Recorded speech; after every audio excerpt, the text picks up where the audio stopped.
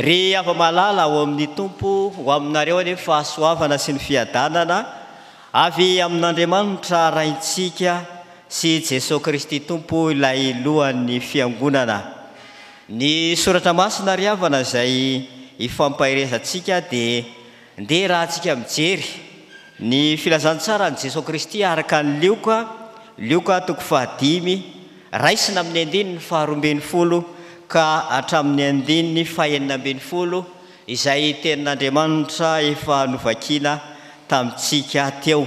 Ary araka ny efa nambara ny mpitarika teo dia fotoana manokana ty andro anio ity izay hitondranam-bavaka manokana ny marary hoditra. Ka io tenin'Andriamanitra io ry havana no ndeha iarahantsika mijery ao anatin'izao fotoana izay hianotsika ny tenin'Andriamanitra izao. Anisany aretina nampanahirana ry havana teo amin'ny fiarahamonina ity abokana ity. Tamin'ny andron'ny testameta taloha, raha ohatra hoe misy mifariparitra mamontsina ka hita eo amin'ny hoditra izany na efa miendrika abokana dia entina eo anatrihan'ny mpisorona zany dia iarona tamin'izany fotoana zany na ihany koa hoe rehefa tsy eo iarona dia ny zanak-iarona izay mpisorona no asaina mijery an'izany hoditra ilay marary zany hoe abokana ve ity mahazo ity olona ity. Ary tena fantatra fa abokana dia atokana toerana ilay olona mandritra ny 7 andro. Ary raha misy moa fahatsarana ilay aretina na io hoditra ilay olona izay tratrana io aretina io dia entina indray miseho eo anatrihan'ny mpisorona tamin'izany fotoana izany ary mpisorona no miteny hoe abokana tia na tsy abokana. Ary dia amin'izany ry havana dia misy fombafomba izay ahafahana mijery ny amin'ny hoe inona marina ny mahazo ity olona ity. Reto ry havana ny fipetra farafahakeliny tsy maintsy ho fantatry ny olona izay tratrana izany aretina izany. Jerena ry havana ny vatany hoe manenika ny vatany iray manontolo ve ilay mifariparitra na ilay endriky ny abokana. Ka raha ohatra amin'izay fotoana izay tena hita tokoa ilay izy fa miamivoatra ho amin'ny faratsiana ilay hoditra ilay olona dia tena tondron'ny mpisorona ilay izy ny hoe abokana ity mahazo anao ity dia tsy maintsy atoka-toerana io olona io. Ary rehefa atoka-toerana izy dia asaina mitafy akanjo vorokrita na hoe ilay afaran'izay akanjo rovitrovotra zany izay ny ampanaovina azy, saromana ny vavany. Ary rehefa mandeha izy dia asaina miantsoantso hoe boke dia izay olona sendra mifanena azy dia tsy maintsy mivily lalana na miafina mihitsy aza mba tsy hifanerasera amin'ilay olona ndrao ifindran'ny aretina. Raha ohatra hoe liana ianao ry havana tia fantatra ny tantara ary zany moa mahatonga antsika hoe tsy maintsy mamaky ny soratra masina isika dia mandeha isika any amin'ny testameta taloha any any amin'ny boky ny Levitikosy toko 17, Levitikosy toko 14 samy mitantara ny amin'ny lalàny ny fahabokana izany tenin'Andriamanitra izany. Fa ny antsika moa ny anjarantsika amin'ity andro anio ity dia ny filazantsara ny Jesosy Kristy araka ny Lioka toko 5 ny andininy 12 ka hatramin'ny andininy 19 izay tenin'Andriamanitra ifampizarantsika inona no afatra ry havana ho anao izay tonga manatrika an'izao fanompoam-pivavahana amin'izao fidirana voalohany izao.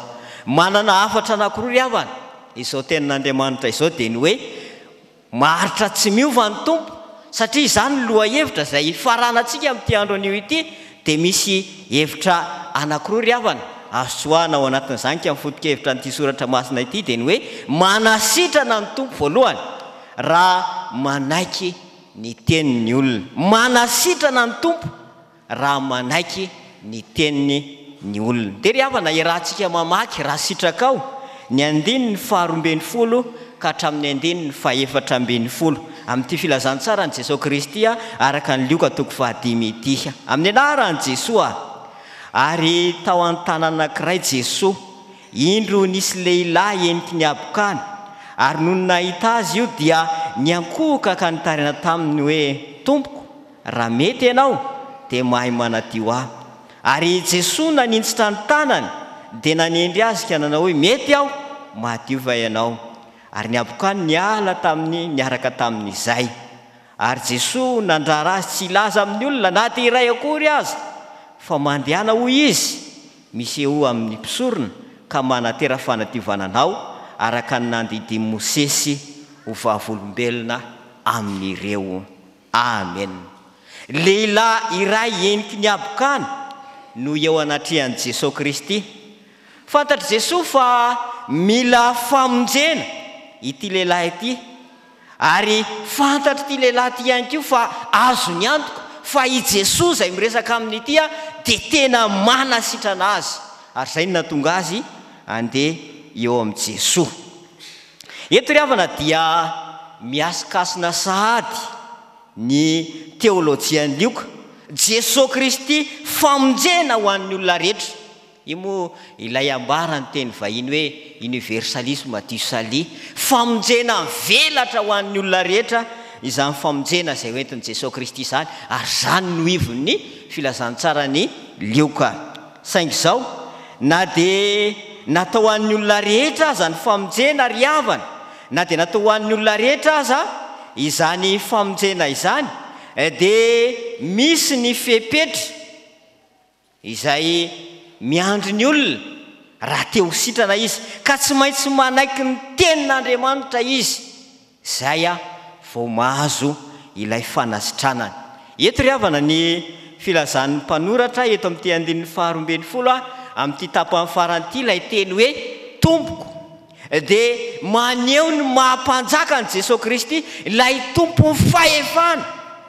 Ary filazana ny tompoko io dia fomba firesahana amin'ny mpanjaka io, ary ny mpanompo no miresaka amin'ny tompo hoe tompoko. Ary eto ry havana raha mivoambolana teny fototra dia ny teny grika izay nangalana ny soratra masina, dia ilay teny hoe kurios no antokanan'io tompo, izay adika ny voambolana teny frantsay seigneur, izany hoe ilay Jesosy zany dia ilay mpanjaka ny mpanjaka, ilay tompo ny tompo, ilay tompo ny fahefana rehetra any an-danitra sy ety an-tany. Ary aza gaga ianao ry havana rehefa maheno ianao ny fotoam-pifoazana milazana izany, ilay Jesosy ilay avy any Nazareta, ilay tompo ny tompo, ilay mpanjaka ny mpanjaka, ilay Andriamanitra velona, ilay Andriamanitra tompo ny fahefana rehetra. Arak'izany ry havana, ny mahampanjaka ny Jesosy arak'izany dia manasitrana ny olona rehetra. Izay no nahatsapany lehilahy ity fa hoe i Jesosy izay atoniny io dia tena manasitrana anazy. Raha eken'ny olona fa manasitrana tokoa izany Jesosy izany. Ry hava malala ao amin'ny tompo.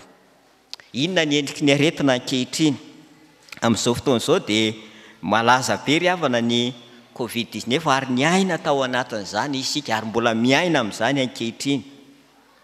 Raha ny zava-misy tamin'ny andron'ny testamenta taloha sy ny amin'ny andron'i Jesosy Kristy ao anatin'ity tenin'Andriamanitra izay fampiresantsika ity dia misy tamin'izany fotoan'izany hoe natokana ny boka, fa mba eritrereto ihany koa zavatra iainantsika amin'izao fotoan'izao.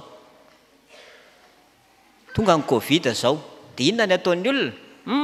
Voan'ny Covid iny dia maninona amin'izay? Somary miatakataka. Ary mieritreritra isika fiangonana, sao tandindony ilay tany amin'ny testamenta taloha hoe ny olona abokana atokana toerana, tonga ny Covid amin'izao fotoan'izao atokana toerana, ndrao sao dia endriky ny fanilikiliana zany, tsy anjarantsika nefa no mitsara izany, fa tsy maintsy mandiny tena ny fiangonana eo anatrehan'Andriamanitra. Ka i Jesosy Kristy no manasitrana ry havana, ary efa tamin'ny andron'ny testamenta taloha izany. Izany no nahatonga ny tenin'Andriamanitra milaza ny amin'ny hoe raha ny olo izay nantsony amin'ny anarako no avy enetry tena ka hivavaka sy hitady ny tavako ary hiala amin'ny ratsy fanaony, dia hiaino any an-danitra aho ka hamela ny elony ary sitrana ny taniny. Any amin'ny tantara faharoa toko 7:4 no ahitantsika zany.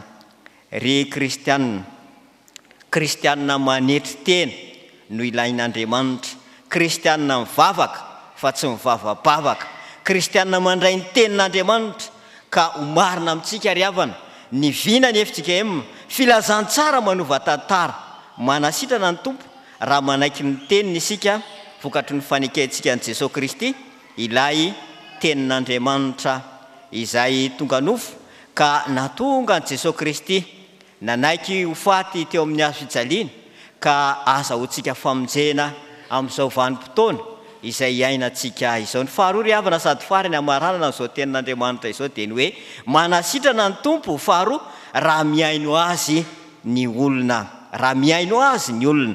Eo amin'ny andininy fahadimy ambin'ny folo sy ny andininy fahaenina ambin'ny folo amin'ity filazantsara ny Jesosy Kristy araka ny Lioka toko fahadimy ity amin'ny anaran'i Jesosy. Fa maika ny elo bebe kokoa ny lazany dia niangona ny vahoaka betsaka hiaino azy sy hosotranina tamin'ny aretiny, ary niala teo izy dia nitoetra tany anefitra ka nivavaka. Vanim-potoana iray izay niainon'ny vahoaka ny tenin'Andriamanitra no mitranga amin'ity tantara ity. Raha mamaky isika ry havana ny soratra masina eny amin'ny eny am-pelantanantsika ely vao mijery isika ny filazantsara ny Jesosy Kristy araka ny Lioka toko fahadimy eo amin'ny andininy voalohany dia hitantsika misy sary hoe vahoaka nifanizina, izany hoe vahoaka manalinalina zany no niaino ny tenin'Andriamanitra, niaino an'i Jesosy Kristy. Saingy izao izay zavatra mamperitreritra ry havana ao anatin'izany dia ny hoe ny fahitany Jesosy any Simona Petera izay very hevitra tsy ampy finoana indrindra tamin'ny tsy nahazahoany hazan-drano tamin'izany fotoana izany ka nitenena ny Jesosy ny amin'ny hoe mandrosoa any amin'ny lalina dia alatsao ny aratonareo azahoanareo hazan-drano. Any amin'ny Lioka toko fahadimy ny andininy fahaefatra tapany farany no ahitantsika izany. Vokatr'izany lanja ny fiainoana izany ry havana mbola nahavory maro ny vahoaka hiaino an'i Jesosy sy mba hositranony Jesosy eto amin'ity andininy fahadimy ambin'ny folo sy ny andininy fahaenina ambin'ny folo izay tenin'Andriamanitra voalahatra ho antsika amin'ity andro anio ity. Ry havana, ny voambolana izay ampiasain'ny soratra masina eny am-pelantanantsika eny ry havana dia rehefa niangona ny vahoaka betsaka hiaino sy hositran'ny Jesosy tamin'ny aretina dia ilay teny hoe hihaino. Izy io dia somary hafa be ny fomba fandikany ny teny fototra azy, ilay teny antsoina hoe hologos. Ny dikan'io hoe hologos io amin'ny teny frantsay moa izy dia ny hoe parole. Ny dikan'ilay parole dia hoe teny, ary ao anatin'io teny io ilay fananarana ny tenin'Andriamanitra. Ary vokatr'izay teny izay izay indrindra ny nahazahoana n'ilay voambolana antsika ankehitriny hoe teolojia. Ilay teo dia midika hoe Andriamanitra, ilay logos kosa dia ilay parole na ilay teny izay anambaran'Andriamanitra ny teniny na ny tenany. Ka ny teolojia zany ho antsika fiangonana amin'izao fotoana izao dia ny hoe siansa momba an'Andriamanitra.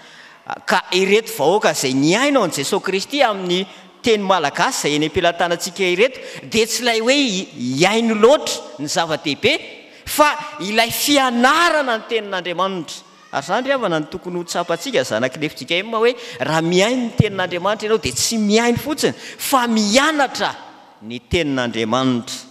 Ry hava malala ho amin'ny tompo amin'ity andro anio ity zany zao dia ny hoe alahady izay natokana ho an'ny marary hoditra. Marary hoditra zany dia hitantsika hoe ny olona feno abokana no resahana ao anatin'izany. Mety tsy misy ato anatin'ny fiangonana intsony ry havana ny hoe iny fa marary hoditra na hoe iny fa feno abokana, fa inona no mety ho hita aty anatin'ny fiangonana? Ny olona izay hianjadiny ny fahoriana maro samihafa. Ary jereo ry havana ny tantaran'izao tontolo izao nambara tany am-piandohana ny resaka Covid. Fa amin'izao vaninandro iainantsika izao dia be dehibe ny traboina. Inona no ataon'ny fiangonana? Mijery fotsiny ve ny ataon'ny fiangonana? Fa ny tenin'Andriamanitra ry havana dia mampianatra antsika ny amin'ny hoe mifampitondrà. Izay mavesatra. Ary izany ry havana mivinan'ny FJKM. Zany zao mivinan'ny FJKM amin'izao fotoana izay iainantsika izao ny hoe ny fiangonana rehefa mandeha mivavaka any am-piangonana dia tsy ilay rakitra mahazatra ankoatran'izay fanao ny isaky ny alahady fa mitondra izy rakitra zavatra. Mety ho savony io, mety ho siramamy io, mety ho kafe io, mety ho lamby io, arakaraka ny fanomezam-pahasoavana izay nomen'Andriamanitra ny olona tsirairay avy izay makao amin'ny fiangonana. Izay ilay antsoina hoe azakazaka masina. Ry hava malala ao amin'ny tompo izay miaino izao tenin'Andriamanitra izao. mampianatra anao ny tompo amin'ny alalan'ny teniny, mampianatra anao ny tompo amin'ny alalan'ny teniny. Saingy izao sarotra ny manakatra n'izany fiainoana izany raha tsy manaiky isika ho zanak'Andriamanitra. Ary izany ry havana ny fahendrena izay tao amin'ny apôstôly Jaona tamin'izany fotoana izany, ka nilazan'ny apôstôly Jaona hoe endre manahoana ny fitiavana aseho andray ao antsika dia ny antsoina antsika hoe zanak'Andriamanitra sady izany tokoa isika. Koa noho izany dia tsy mahalala antsika intsony izao tontolo izao satria tsy nahalala azy izy. Hitantsika izany amin'ny tenin'Andriamanitra izay novakian'ny mpanompon'ny teo. Ry hava malala ao amin'ny tompo, ampiaro ny tenin'Andriamanitra eo amin'ny fiainanao, miaino ka mahazo toa mianatra izany. Ary ao anatin'ny reny rehetra reny ry havana dia tena ilaina ny fiangonana mifampahery, mifampitondra izay rehetra manavesatra ao anatin'ny fiainan'ny fiangonana. Ety am-pamarana ry havana dia afatra anankiroa no nentina ho anao tamin'ny alalan'izao tenin'Andriamanitra izao. Raha nanaraka tsara ianao tany am-piandohana dia ny hoe manasitrana ny tompo raha manaiky ny tenin'ny olona, ary ny faharoa manasitrana ny tompo raha miaino azy ny olona. Dia mahiresa ry havana fa ny tompo momba antsika mandrakariva. Dia ho an'Andriamanitra ireny ny voninahitra. Amen.